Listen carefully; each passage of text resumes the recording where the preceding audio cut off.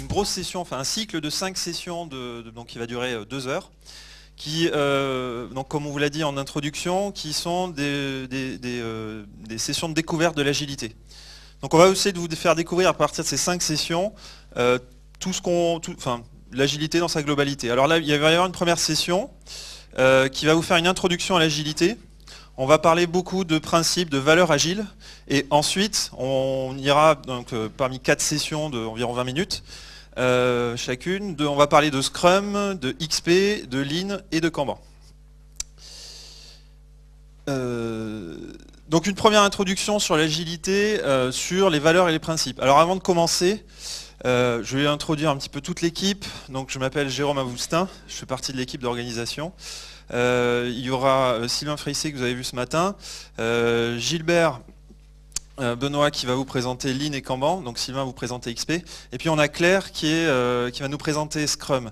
Je parle de Claire parce qu'elle vient de Marseille simplement parce que on a préparé en fait ces sessions avec la participation d'une communauté d'agilistes du Sud, donc, qui est regroupée sous le nom Agile Occitanie, et des autres Agile Tours du Sud, Marseille, Toulouse, Bordeaux, Pau, etc., et qui ont tous participé à l'élaboration de ces slides.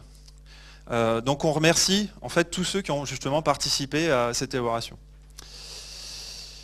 Allez, c'est parti. Un petit mot d'abord pour remercier nos sponsors et partenaires. Bon, vous allez le voir toute la journée, mais on le répète, cette journée est financée à 100% par ces personnes-là. Donc si on peut vous proposer, si on est là aujourd'hui, c'est grâce à eux. Donc on les remercie bien. Alors, sur cette première session, on va faire une petite introduction sur l'historique de l'agilité.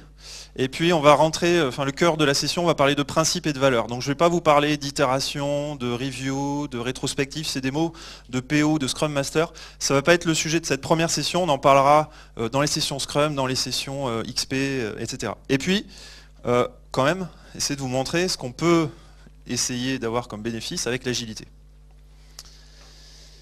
Alors c'est parti, donc cette petite introduction sur l'historique. On s'est penché sur l'histoire de l'industrie informatique, mais aussi de l'industrie. Pourquoi? Parce que l'industrie informatique s'est beaucoup inspirée des autres industries. Donc historiquement, dans l'industrie, il y a des approches qui sont les approches prédictives, qui sont apparues très très tôt. Alors quand on parle d'approche prédictive, on va parler de division du travail, d'affectation du travail, etc. Ça, ce sont des choses qui apparaissent très tôt dans l'humanité, mais j'allais dire d'un point de vue pour l'application dans l'industrie, on retrouve des traces d'Adam Smith, qui est un économiste du XVIIIe siècle, qui nous parle déjà de division du travail en rapport avec la productivité. Ensuite, quelque chose peut-être qu'on connaît un peu mieux, qui est le taylorisme, qui lui a poussé très loin. C'était vraiment une approche scientifique de division du travail, où en gros, on dit exactement à l'ouvrier ce qu'il doit faire pour qu'il fasse la chose, et à ce moment-là, on se rend compte que c'est plus productif. Donc il a développé cette approche-là. On lui prête même une phrase qui est « un bon ouvrier fait ce qu'on lui dit et ne discute pas ». Bon. Effectivement, il y a cette idée-là où il n'y a pas de place à l'imprévu. On prévoit tout, hein, c'est pour ça le terme prédictif, on prévoit tout pour que tout fonctionne. Ford, donc dans l'industrie automobile, a peut-être été celui qui a repris le plus cette idée et qui l'a développée, qui est allé même au-delà en parlant donc division du travail pour la production de masse et de standardisation. Donc là, la photo que vous voyez, c'est Henry Ford qui présente la Ford T, donc la fameuse première voiture Ford, et on lui prête en fait cette phrase qui est de dire peu importe la couleur de la voiture tant qu'elle est noire. En gros, donc ça c'est pour montrer le niveau de standardisation, c'est que toutes les voitures, toutes les Ford T étaient noires. Et dans son esprit, en fait, on peut critiquer, on peut trouver des avantages, mais il y a quand même un esprit qui est intéressant, c'est que lui, ce qu'il voulait, c'était que même ses ouvriers puissent se payer ces voitures-là. Donc il avait quand même cette ambition-là. Et puis, on va dire un petit peu plus tard, il y a les approches empiriques qui sont apparues dans l'industrie. Donc j'allais dire, on pourrait y citer plusieurs points de démarrage. J'ai choisi Deming, parce que à mon sens c'est peut-être le plus représentatif. Donc Deming, avec la fameuse route Deming, le cycle PDCA que vous voyez ici, le cycle d'amélioration continue. Je ne vais pas vous l'expliquer, ce sera un peu long. Donc où effectivement on va engager des dynamiques d'amélioration continue. On pense qu'on fait des erreurs et qu'on peut s'améliorer continuellement. Et on va lui prêter aussi les 14 points de Deming. On ne va pas tous les citer, mais effectivement, dans ces 14 points, il y a l'idée qu'on va essayer de tendre vers la qualité du premier coup, et que le fameux commande-contrôle que nous imposait le taylorisme en nous disant, le gros, l'ouvrier, on lui dit ce qu'il faut faire et il n'a plus qu'à le faire. Lui, il dit, non, il faut sortir de ça, les ouvriers, ils ont des cerveaux, ils ont des idées, ils connaissent leur métier, et donc peut-être qu'on peut s'appuyer pour eux pour justement s'améliorer.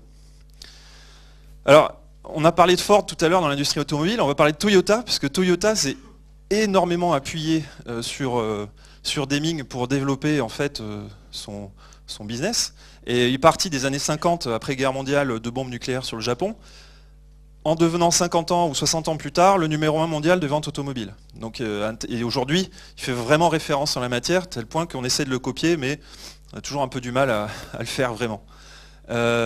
Et Toyota nous a montré que dans l'industrie, en fabriquant des millions de voitures, on pouvait tout à fait avoir des approches empiriques. Alors un petit résumé sur les approches empiriques et les approches prédictives. Finalement, les approches prédictives, on va les résumer comme ça. En fait, c'est un peu, on planifie, on prévoit tout, et ensuite on fait. Plan de work, work de plan. Hein, pas de place à l'imprévu. Et les approches empiriques, on pourrait dire, au contraire, on va s'autoriser l'erreur, c'est-à-dire qu'on sait qu'on ne veut pas être capable de tout prévoir, donc on va s'autoriser l'erreur, mais l'erreur, on va essayer d'échouer le plus tôt possible, et de manière safe, je pourrais dire sécurisée, enfin, c'est un peu difficile à traduire là, mais c'est ça, c'est le fail fast, fail safe. Et donc, les approches empiriques, basées sur l'expérience. C'est-à-dire, je fais quelque chose, j'échoue, je regarde, donc le plan, do, check, act, je regarde ce que j'ai fait, j'évalue, et ensuite, j'essaie de trouver des améliorations, et de manière continue.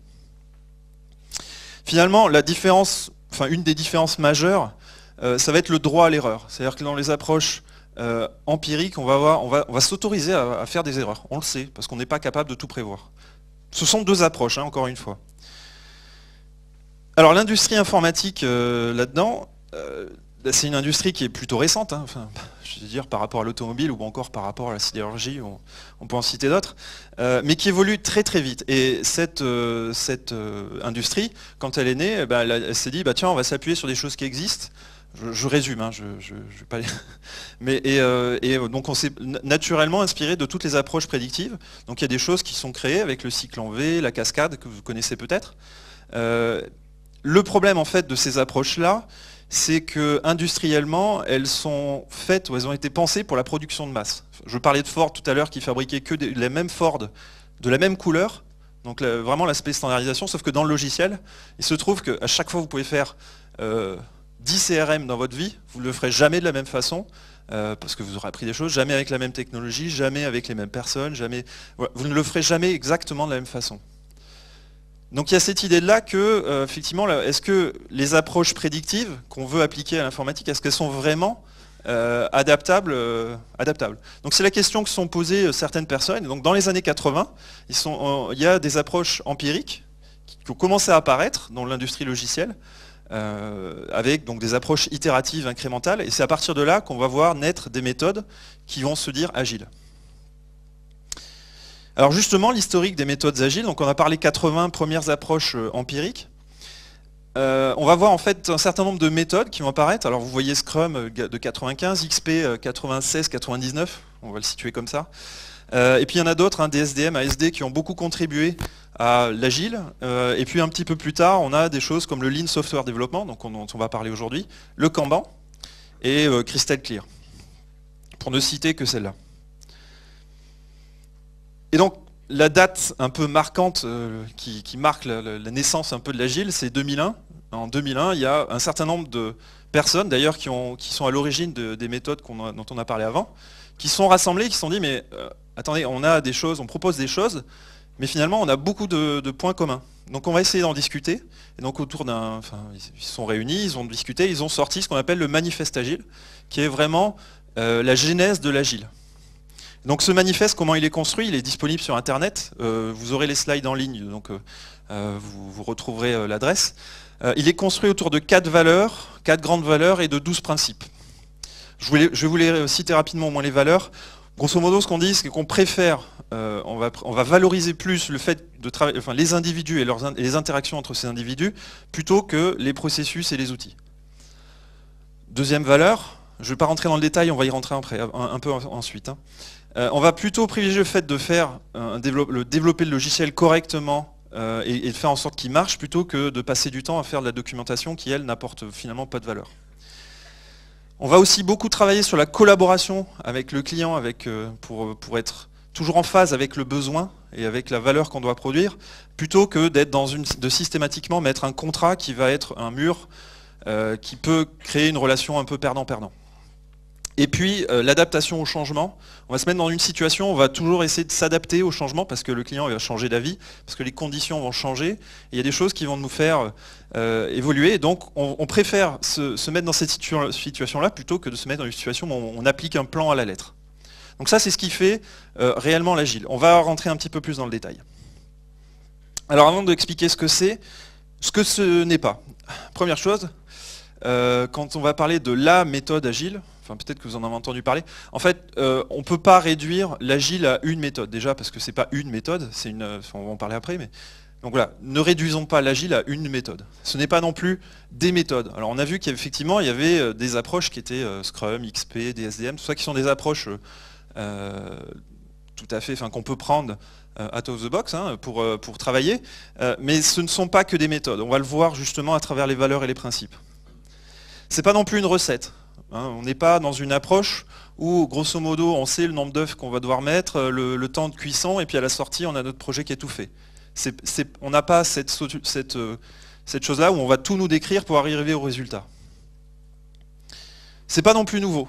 Au contraire, l'agile est elle-même très empirique. D'ailleurs, vous avez vu l'agile, avant qu'il y ait l'agile, il y a des méthodes qui ont été créées.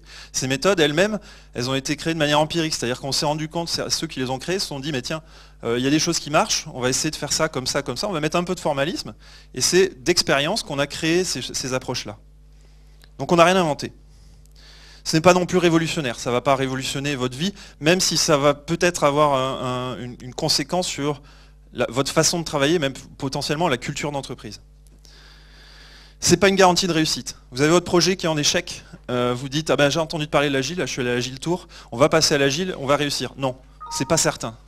Peut-être que l'agile va vous aider à voir plus tôt que votre projet, dans les conditions qui sont posées, n'est peut-être pas faisable, tout simplement. Mais ce n'est pas ce qui va garantir, c'est pas parce que vous faites de l'agile que vous allez réussir. C'est pas non plus une fin en soi, on ne fait pas de l'agile pour faire de l'agile. On fait de l'agile parce qu'il y a une vraie motivation, parce que, je sais pas, par exemple, on a certaines difficultés avec des approches plus traditionnelles, on a peut-être une culture qui s'y prête plus, mais l'objectif de l'agile, c'est pas l'agile en soi, c'est la production de valeur. Alors l'agile, qu'est-ce que c'est? En fait, on va utiliser le terme un peu, c'est une approche globale. Et cette approche globale, en fait, elle est bâtie sur des valeurs, hein, qui est le socle, un ensemble de principes, et puis ensuite on va voir les pratiques. D'accord ? Donc si vous avez entendu de planning poker, d'itération, de sprint planning, c'est des choses que je laisse à mes camarades. Nous, ici, on va parler de choses un petit peu plus abstraites qui sont les principes et les valeurs. Alors, pour décrire ces principes et ces valeurs, il y a les principes et valeurs du manifeste. On s'est appuyé dessus. Il se trouve que dans les approches XP, Scrum, etc., il y a un certain nombre de valeurs qu'on a aussi voulu intégrer parce qu'elles nous semblent importantes et qu'elles nous semblent globales à l'ensemble. Enfin, que vous fassiez du Scrum, du XP, du Lean ou du Kanban, ces valeurs sont importantes. Alors c'est parti, les valeurs, quelles sont-elles? Donc on va parler de respect, de confiance, de transparence, d'adaptation au changement, de courage, de simplicité, d'amélioration continue et de collaboration. On va commencer avec le respect. Alors vous allez le voir petit à petit, mais en Agile on considère que la meilleure façon de communiquer, la meilleure façon de travailler, c'est de collaborer, c'est-à-dire être ensemble, au plus proche. Hein, tous les intervenants, tous ceux qui participent à l'élaboration, ceux qui pensent le produit, tous ceux qui le font, être au plus proche. Donc ça va demander déjà une première chose, c'est d'être dans le respect des gens qui font et des gens qui pensent le produit. Donc respect des personnes dans l'équipe. Hein, on va parler beaucoup d'équipe, c'est une valeur fondamentale, c'est la première. Ce qui vient un petit peu après, on se respecte, maintenant on va aller un cran plus loin, on va se faire confiance. Alors que si on veut faire de l'agile, il va falloir qu'on travaille en confiance. Et si on n'a pas confiance, on va avoir du mal à être agile et à avoir les bénéfices de l'agilité. Donc, d'ailleurs, la confiance, pour les managers qui sont ici, c'est un très très bon levier de motivation intrinsèque. Donc le fait simplement de faire confiance et de dire, bon bah ok, je te fais confiance, tu vas faire, tu sais, tu maîtrises ton métier, tu sais T'es pas l'ouvrier à qui je vais dire comment exactement tu vas faire la chose. Tu es la personne qui est compétente là-dessus, je te fais confiance là-dessus, à toi de t'organiser. La confiance entre coéquipiers, ouais, voilà, le sans confiance, pas d'équipe. Ça, on voit beaucoup, en fait, tous les groupes de personnes qui peuvent fonctionner ensemble, où il n'y a pas de confiance, où il n'y a pas de respect, en fait, on n'est pas vraiment une équipe. Et puis, évidemment, entre un client et son partenaire, on en parlait dans la deuxième valeur du manifeste tout à l'heure. La collaboration. Donc, on se respecte, on se fait confiance, et du coup, on va pouvoir collaborer. Et cette collaboration, on va essayer, comme je vous disais, d'être au plus proche, le plus fréquemment possible, avec le client, à l'intérieur d'une équipe, avec les managers, avec les parties prenantes. On va collaborer, quand je dis au plus proche, c'est face à face, hein, c'est pas à travers la transmission d'un document, on va en parler aussi. Et justement, voilà, le mode de communication, on est plus vraiment de la transmission froide d'informations, on va être sur de l'échange, où il y a même des sentiments qui vont passer, c'est-à-dire qu'on va prendre conscience ce qui est important pour la personne, les difficultés qu'elle a, et pas simplement à travers un document ou un email. La transparence. Alors, celui-là, il faut s'en méfier parce qu'il est souvent un peu adapté. On dit, bah, ok, on va être transparent, et puis vous avez, par exemple, le manager qui va se poser, et puis qui est là et qui vous attend, en gros, pour vous juger. La transparence, c'est pas pour juger les personnes. Ça, c'est une idée qu'il faut absolument casser. C'est pas la transparence pour le flicage, c'est la transparence parce qu'on considère que ça apporte d'autres bénéfices, et notamment le fait d'identifier plutôt les blocages. Quelqu'un qui annonce très tôt les difficultés qu'il a, et ben dans l'équipe, on va essayer de s'organiser pour l'aider, pour collaborer ensemble et essayer de lever le blocage qu'il a. Ou si l'équipe a un problème, elle va être transparente par rapport à son manager, parce que en fait, il y a un problème qui se pose avec un fournisseur, donc le manager va dire, ok, bah, écoutez, je vais vous aider, je veux prendre cette action, je vais appeler le fournisseur, et puis il va faire les choses.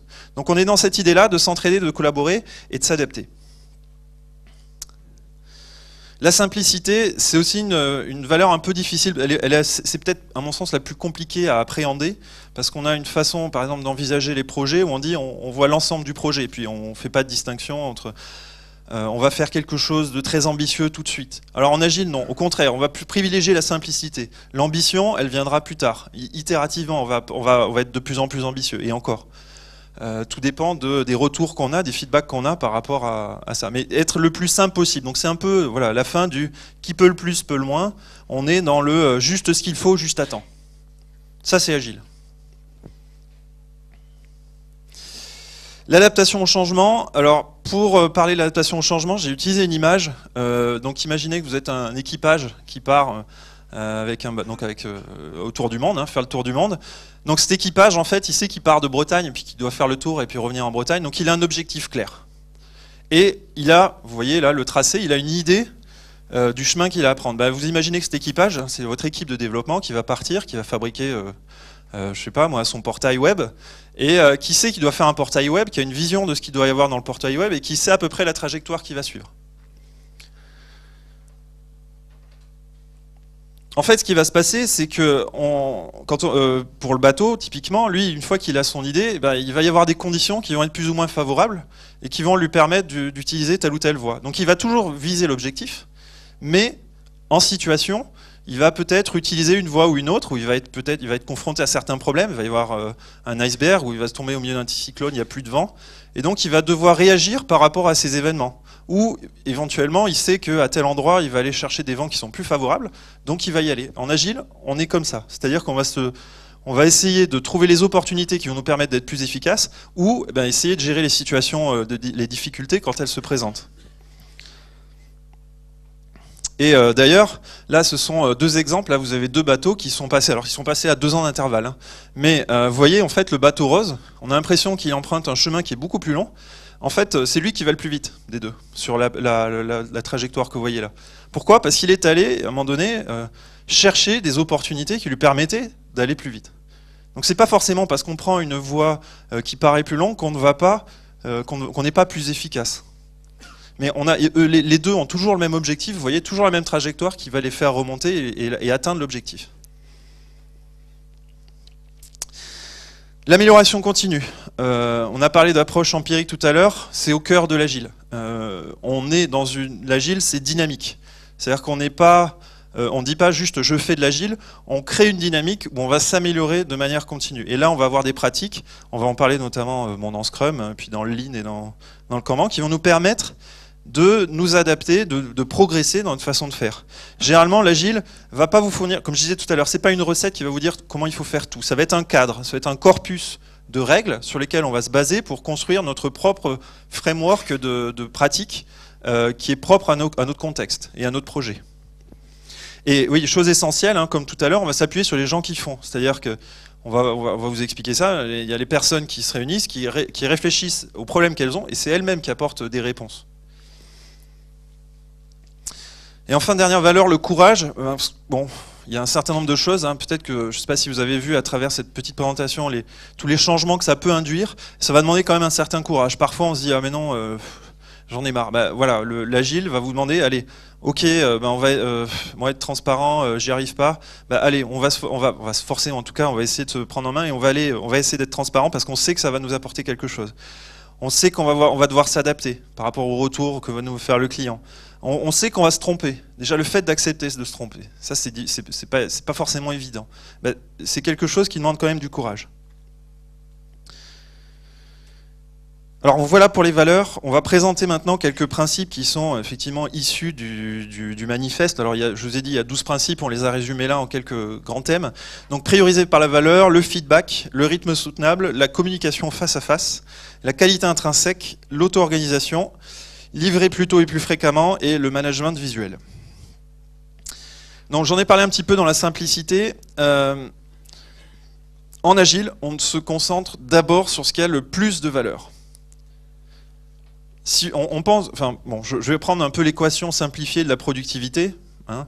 En gros, si on dit la productivité, c'est la valeur qui est produite sur l'effort. D'habitude, on va plutôt à valeur constante essayer de faire en sorte de prendre le moins de temps possible pour la faire. Alors parfois, ça va nécessiter de passer plusieurs heures le soir pour terminer, le week-end, etc., pour que le lundi ce soit en prod. En agile, on va faire différemment. On considère plutôt à effort constant qu'on va agir sur la valeur. C'est-à-dire que si on s'intéresse d'abord à ce qui a de la valeur, et puisqu'il y en a moins, on le retarde, voire on ne le fait pas, c'est comme ça qu'on va gagner en efficacité. Et pas en allant plus vite ou en... Voilà. Et donc ça va passer par, notamment, entre autres, de la priorisation. C'est-à-dire qu'on a des fonctionnalités qui sont priorisées, et puis on va les introduire, on va réordonner notre priorisation.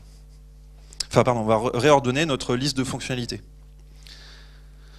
Le feedback. Alors, pour vous le présenter, je vais utiliser une image. Donc c'est la peinture. Vous allez voir en fait un artiste, un grand maître, en train de faire une peinture. Donc cette vidéo, donc c'est un ensemble d'images, de photos qui ont été prises par un des amis du maître au cours de son tableau. Et ce que vous allez voir, c'est que la façon qu'il a de faire ce tableau, il va utiliser le tableau, le feedback que va lui donner le tableau, pour changer son approche. Et vous allez voir que l'un tableau, quand vous le voyez finalement, il ne s'est pas fait un brouillon sur lequel il s'est fait un plan et après il a tracé des traits précis pour faire tout en détail. Non, il a fabriqué son tableau un peu itérativement, donc comme on va le voir dans les approches, et grâce au feedback que lui fournit le tableau. Et à la fin, je vous demanderai si vous avez reconnu le grand maître. J'en ai pas. Alors c'est parti, vous voyez déjà en 3 coups de peinture, on va avoir rapidement une idée du tableau. Et ensuite ce tableau, petit à petit, il va évoluer pour amener du détail au fur et à mesure. Quand je vous parlais de la valeur, on va s'intéresser d'abord à l'ensemble, on va avoir une vision claire, et petit à petit on va s'intéresser aux détails. Là vous voyez le niveau détail commence à approcher, et là l'artiste va se dire la tête du taureau je vais la changer, et le pied là-haut, en haut à gauche, moi aussi il ne me plaît pas en haut à gauche, je vais le changer. Et ça, c'est possible parce que l'artiste, il a un feedback continu sur ce qu'il est en train de faire. Eh bien, en agile, ça va être la même chose. Alors, est-ce que vous avez reconnu l'artiste ? Picasso, ouais, bien joué. Alors, sachant que cette peinture n'existe pas, elle fait partie d'un film, elle a été jetée dès qu'elle a été faite, qui s'appelle Le Mystère de Picasso, je vous engage à le regarder. Mais il y a cette idée-là vraiment en agile, où on va s'appuyer sur le feedback le plus court possible pour savoir où on en est et éventuellement s'adapter. Autre principe, le livrer plus tôt, plus fréquemment. Alors, je ne sais pas s'il y a des utilisateurs des outils Twitter et Google, mais grosso modo, les dernières mises à jour, vous les avez pas vus passer. Il y a même des choses sur Twitter, d'ailleurs un jour je m'en suis étonné, il y a une fonctionnalité qui est apparue, moi elle m'a pas plu tout de suite, et en fait je m'en étais pas rendu compte, mais au bout de 10 jours elle avait disparu. En fait, ce sont ces sociétés-là, mais il y en a d'autres, hein, même des plus petites, hein, c'est pas forcément parce que ce sont des grosses sociétés, elles ont une capacité à livrer tellement fréquemment, donc pour certaines, alors Twitter j'ai pas trouvé les chiffres, mais il y a certaines sociétés qui livrent jusqu'à 50 fois par jour, hein, des 50 mises en prod par jour, même, ça doit même aller au-delà, hein, je connais pas toutes les sociétés, mais le fait de livrer tôt en prod, hein, je ne parle pas de livrer et de mettre sur un serveur de test, hein, je parle de livrer en prod. Et fréquent, ça va nous donner un feedback qui va être très intéressant, notamment pour se positionner par rapport au marché, pour réduire son time to market. Vous avez une idée, et justement le principe en agile, ça veut dire votre idée, vous allez essayer de la matérialiser un peu comme Picasso tout à l'heure, vous allez faire 3 grands traits, et pas forcément atteindre la fin du tableau, parce que vous avez vu, Picasso il aurait pu s'arrêter avant. Il a décidé de continuer, mais il aurait pu très bien s'arrêter avant et dire voilà, ça c'est ma peinture. Là c'est un peu l'idée, c'est-à-dire on va pas attendre d'avoir fini l'ensemble de la peinture avant de peut-être aller en prod. On peut essayer d'aller plus tôt, réduire son time to market, tester ses idées.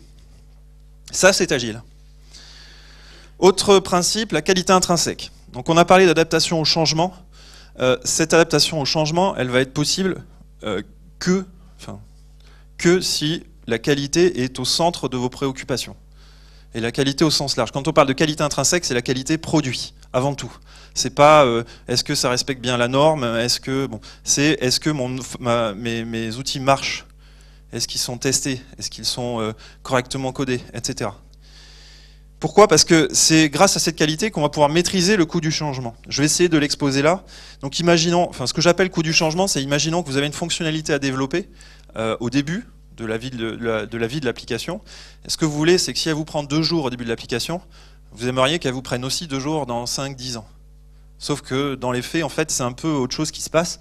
C'est qu'on a plutôt quelque chose qui est comme ça. Alors, c'est pas scientifiquement prouvé, mais c'est quand même intuitivement quelque chose qu'on a à l'esprit. À un moment donné, on se dit, l'application, on n'en peut plus, et on a une courbe comme ça, un petit peu exponentielle, et arrivé là, généralement, on dit, bon, les gars, on va réécrire, hein, parce qu'on n'en peut plus. Idéalement, donc ce que je disais, c'est qu'on aimerait que la même fonctionnalité nous prenne le même temps. Donc idéalement, on va être justement ne pas avoir de dette. Finalement, hein. L'écart qu'on a ici, c'est ce qu'on va appeler notre dette technique. Et en agile, on va justement essayer de tenir compte de ça très tôt pour nous permettre d'avoir une qualité qui va être la plus plate possible. Alors l'application va quand même augmenter avec des fonctionnalités, avec de la complexité qu'on va venir ajouter, forcément, parce qu'on est sur une échelle de temps qui peut être plus ou moins longue. Hein. Et on va essayer de rendre ce coût stable. Alors après, les échelles, elles ne sont pas forcément très, très parlantes. Mais cette courbe rouge, là, on va essayer de l'aplatir le plus possible. Et ça, grâce à toutes les techniques, notamment ce que vous avez retrouvé dans l'XP, pour maîtriser votre dette. Et ah oui, ce qui est intéressant souvent, c'est que quand on part sur une approche traditionnelle, vous avez votre projet, et une fois qu'il est fini, après il part en maintenance. Généralement, la fin du projet elle se situe peut-être par là, et ce qui se passe, c'est que les problèmes que vous avez, vous ne les voyez pas tout de suite. Et vous dites, mon projet, je l'ai fait dans les temps, je l'ai fait même peut-être plus vite que d'autres qui sont partis autrement. Mais le souci, c'est que vous allez les avoir après. C'est pour ça qu'il ne faut pas voir la qualité il ne faut pas réfléchir uniquement sur le court terme qui est le projet, mais réfléchir à plus long terme. Vous faites un produit, votre produit il va vivre. Il faut que cette vie, elle soit la plus longue possible, généralement, parce que vous n'aimez pas refaire les mêmes choses tous les 2 ans. Hein, c'est un peu le mot d'ordre, hein, pas d'agilité, entre guillemets, sans qualité. Autre principe, l'adaptation au changement. Ça, c'est le 11e principe du manifeste qui nous dit qu'en gros, les équipes, elles sont beaucoup plus efficaces si elles sont auto-organisées. C'est-à-dire que si on les responsabilise. Grosso modo, si on sépare le développement, il y a je définis le quoi de mon application, qu'est-ce qu'il y a dedans, qu'est-ce qu'elle fait cette application, et le comment elle va être développée, comment elle est réalisée. Ce comment, en fait, on va le déléguer à l'équipe, à toute l'équipe. Hein, c'est-à-dire que s'il y a un architecte qui décide, qui est notamment responsable du comment, une partie du comment, on va l'intégrer à l'équipe. S'il y a la production qui est concernée, on va l'intégrer à l'équipe, avec notamment des pratiques qu'on va appeler DevOps, mais on va justement créer l'équipe pour que tout le comment soit adressé. Quelque part, on n'est plus dans une relation où on a un chef de projet qui délègue ses tâches, On est vraiment sur une délégation de responsabilité. Et le management, lui, comment il va agir? Il a son équipe où on va qu'il a responsabilisé sur le comment, donc, et lui va venir en soutien de cette équipe. Voilà, il va venir l'aider quand tout ce qui l'entoure va la gêner, tout l'environnement au niveau de, je sais pas, s'il faut aller débloquer les choses pour acheter des licences parce qu'il y en a besoin, parce qu'on sait qu'on sera plus efficace en achetant tel produit. Et justement, il va avoir ce rôle-là d'aider à lever les blocages et faire en sorte que l'équipe soit la plus efficace possible et concentrée sur ce qu'elle a à faire. La communication face à face, on en a parlé. Alors là, il y a des diagrammes qui existent qui vous expliquent grosso modo que le papier, donc les fameux documents de spec de 200 pages, c'est le pire moyen de transmettre de l'information. Ça existe, mais l'information, elle n'est pas riche, hein, puisque vous avez, généralement, bon, d'ailleurs il y a un atelier qui l'explique, je vous invite à y aller ce soir. Et puis en plus, généralement, on va mélanger du détail et de la vision, et on va manquer des choses. Alors que les moyens les plus efficaces de communiquer, c'est en face à face. Donc c'est ça qu'on va privilégier. Et même, j'allais dire, il y a même le face à face avec le tableau de bord. Pourquoi? Parce qu'on va se faire des schémas, on va voir des choses. Le rythme soutenable. On pense que travailler jusqu'à minuit le soir pour que la mise en prod le lundi elle se passe bien et venir travailler le week-end, ça ne marche pas. Pourquoi? Parce qu'une fois que c'est fait, c'est bien, ça marche, c'est en prod. Par contre, les équipes, généralement, elles sont un peu démotivées. Alors, elles sont contentes d'avoir fini, mais franchement, si l'autre il a dû laisser tomber ses vacances, il a perdu son billet d'avion pour faire la mise en prod, derrière, il va être moins motivé. Il va être aussi moins efficace sur la durée. Et ça va effectivement pouvoir engendrer des défauts. Donc si on imagine en fait l'échéance de la livraison, sur un projet traditionnel, en fait, la pression, elle risque d'être un peu constante. Pourquoi? Parce qu'on commence, et là on est peut-être quelque chose à 6 mois, et la pression elle va venir se sentir plutôt sur la fin. Et c'est là qu'on va commencer à accélérer. En Agile, on va essayer de faire en sorte que cette pression, elle soit constante. Alors, elle sera plus ou moins haute. Hein. Encore une fois, l'échelle n'est peut-être pas la bonne, mais l'idée, c'est qu'on va essayer de garder cette constance. Et que si on est plutôt sur quelque chose en bleu, c'est qu'on a raté quelque chose, qu'on n'est plus tout à fait agile. Et pour faire ça, on a notamment un truc qui sont les itérations, où itérativement, donc toutes les 2 semaines, par exemple, on va livrer, et puis on a cet engagement au bout de 2 semaines. Et donc, cette pression-là, elle est plus sur 6 mois, mais elle est sur 2 semaines. Ce qui va permettre, en fait, de la lisser sur la durée du projet. Dans l'idéal, encore une fois. Dernier principe, je crois que c'est le dernier, oui, le management visuel. On pense que le fait, donc là ça rejoint la valeur transparence, le fait de rendre les choses visibles vont permettre de lever les problèmes, de collaborer. Tout à l'heure on a parlé de communication face à face autour d'un tableau. Là on va avoir nos tableaux avec nos post-it éventuellement. Pourquoi on n'utilise pas d'outils? Parce que justement le fait d'avoir au mur, d'avoir des choses qui sont toujours visibles, vont permettre de savoir où on en est, vont permettre aux gens de se responsabiliser. Hein, quand ils vont se dire tiens il y a cette tâche là qui est à faire, là je vais la prendre et je vais la faire parce qu'elle est importante alors qu'on a fait le reste là. Donc ça, je vais le faire. Donc ça permet de responsabiliser les gens et puis de se dire, tiens, ça, je vais le mettre dans ma colonne, c'est fini. Je suis content, j'ai fini un truc. Vous voyez? Et puis, on va pouvoir collaborer, discuter autour de ces tableaux à travers les radiateurs d'information. Alors, tout ça, l'agile, c'est intéressant, mais finalement, qu'est-ce que ça va nous apporter? Ce qui illustre le mieux les bénéfices de l'agile, c'est peut-être ce schéma-là, où, effectivement, en termes de visibilité, là où sur une approche traditionnelle, on va partir sur un effet, ce qu'on appelle l'effet tunnel, un effet tunnel pendant 6 mois où on va rien voir, et on va voir en fait les choses qu'à la sortie du tunnel. Là, en termes de visibilité, on va apporter de la visibilité le plus fréquemment possible, en adoptant des démarches itératives, notamment, ou des démarches même de livraison en flux, avec Kanban, vous le verrez. En termes de business value, je vous ai dit, on s'intéresse à la valeur, à tout ce qui a de plus de valeur en premier. Donc la valeur au début qui va être générée, elle va être plus importante au début. Alors que sur un projet traditionnel, en fait, c'est qu'à la fin de la livraison au bout de 6 mois.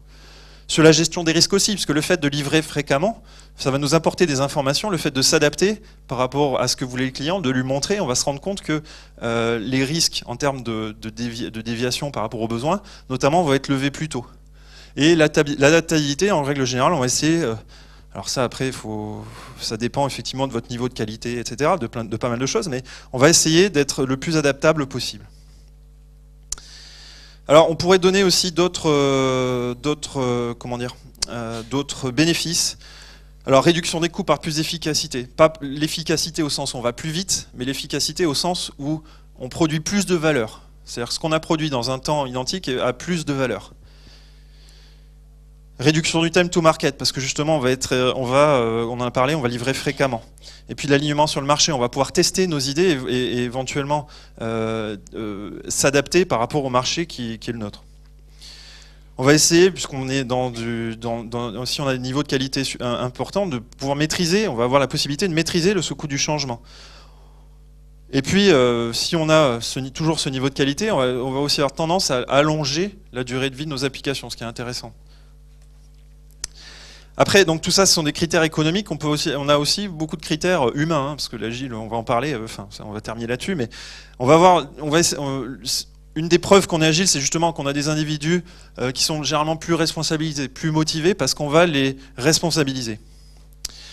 On va avoir une communication qui va être plus efficace, c'est-à-dire que les gens vont plus facilement se parler. Hein. Quand les gens les a mis en agile, quand on les a fait se rendre compte que la communication face à face permettait de lever les problèmes, généralement cette communication va naturellement s'améliorer. Et l'émergence plus rapide de problèmes. Voilà. Donc tout ça, ce sont des bénéfices hein, qu'on peut avoir, mais il y a quelque chose qui est fondamental dans l'agile, c'est qu'on va remettre les individus au centre. C'est plus les processus, vous savez la première valeur agile. C'est plus les processus qui vont nous guider, ce sont les individus qui vont guider. D'accord ?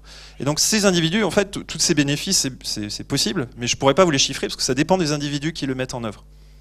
Et j'allais dire pour terminer, celui qui le résume le mieux, c'est Ken Beck, donc qui dit à propos, en fait ça c'est une phrase qu'il utilise pour XP, mais je trouve qu'elle se marie très bien avec l'agile, qui est en gros l'agile c'est fait pour réconcilier le progrès économique et social. Et je vous remercie.